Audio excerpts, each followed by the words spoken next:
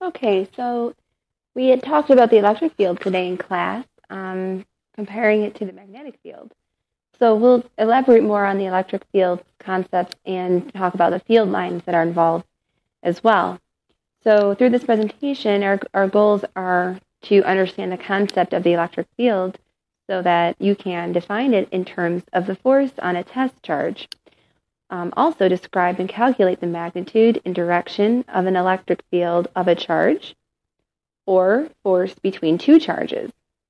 And also just being able to interpret an electric field diagram.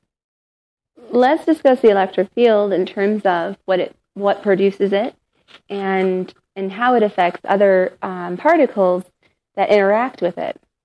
So first off, an electric field is produced by a charge. So if we have a positive charged elementary particle or any charged particle, we have a source of an electric field. And the field is emitted or has lines produced from a positive charge outward. And this is infinitely in all directions. So we're drawing lines here just to denote the direction of the field, and the number of lines that we draw is proportional to the strength of the charge.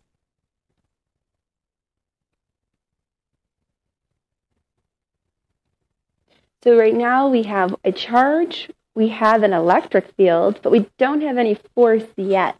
The only time that we have a force is when we have two charges, and that's when we have an interaction occurring.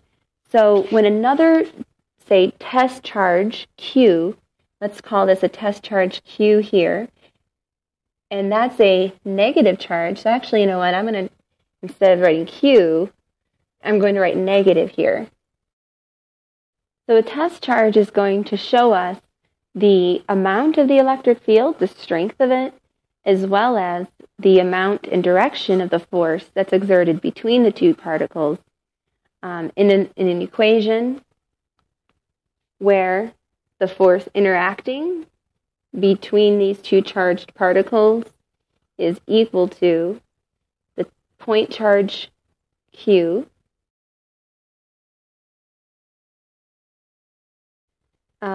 times E, the electric field strength. So you can rearrange this so that E is equal to force per net, or force per test charge. So the electric field's units are going to be Newton per Coulomb.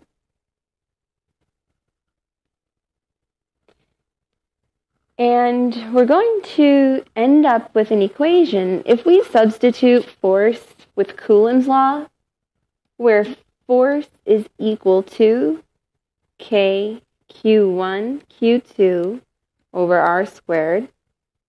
We're going to end up with an equation for the electric field where the electric field is only dependent on the source of the electric field. So the test charge is what we insert to test the electric field in a field that's produced by a source. So let's call this Q below Q1, and this is Q1 here, the test charge. And we'll call Q2 the source charge. So let's go ahead and replace F with this equation here for Coulomb's law into the equation for the electric field. We end up with, in the numerator, we have K Q1 Q2 divided by R squared, and that's in the numerator, all over Q1. So we can see that Q1 cancels with Q1,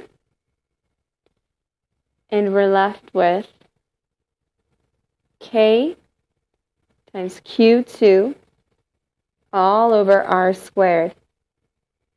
So Q2, again, is the source charge, and the electric field strength is caused by the source charge. And a lot of times we'll see this as capital Q denoting the source. So this could be rewritten as K capital Q divided by R squared.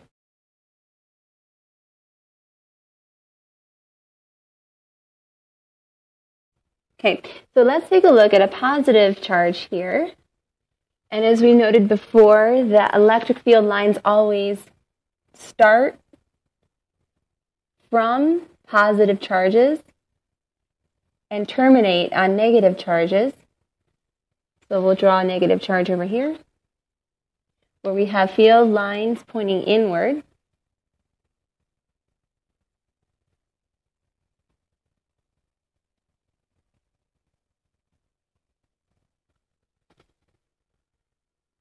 So a couple of key facts is that we mentioned before the number of lines that we draw are proportional to the strength of the charge.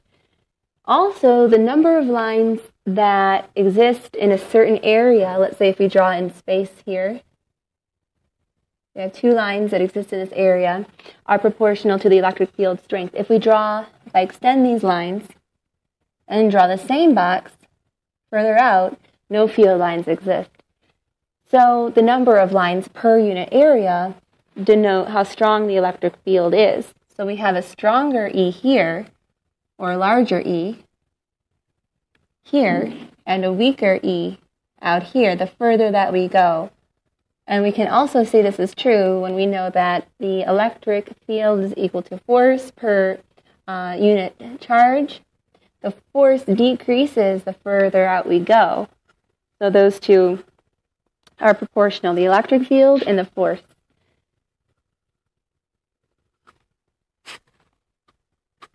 Let's say if we draw 2 plates here that have opposite charges. We have positives on the left,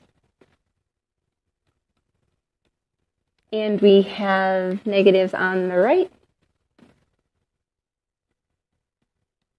We're going to have straight line vectors, starting from the positives, terminating on the negatives. And when the plates are close enough together, the electric field is constant. And so let's take a look at a special case where we have a good conductor, so let's say some metal of sorts. Let's say a sphere that's metal is hollow, so I'm kind of drawing a cutout here. And this hollow sphere for right now is neutral. Let's say we put a positively charged object inside of the sphere. So how is this going to affect the sphere and the field lines? So we know that there is going to exist an electric field coming from the positive charge outward. And what this is going to do is, in this neutral sphere, it's going to draw and induce the negative charges closer to the inner surface. And it's going to repel the positive charges to the outer surface, and again by induction, action at a distance, not by contact. But inside of the sphere, inside of the conductor, no field lines exist. So what we have here is the outside charges are positive, and themselves an electric field lines outside of the sphere. So then we have, it's as if the electric field lines originate from the inside charge, skip the middle, in a sense, and continue outward. So just to review the major concepts that we were covering in this presentation, the field lines indicate the direction of the electric field.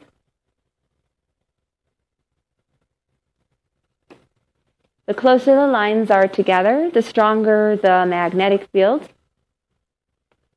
This should be electric field. It's true for magnetic fields as well, but we're not talking about that. So this should be electric field.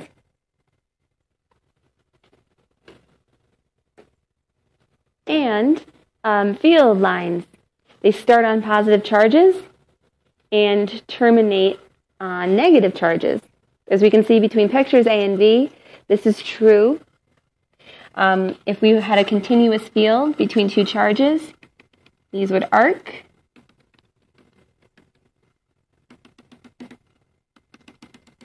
And also one thing to note is that the direction of the field at any point along the arc is perpendicular to the field lines. So one other thing to note as well.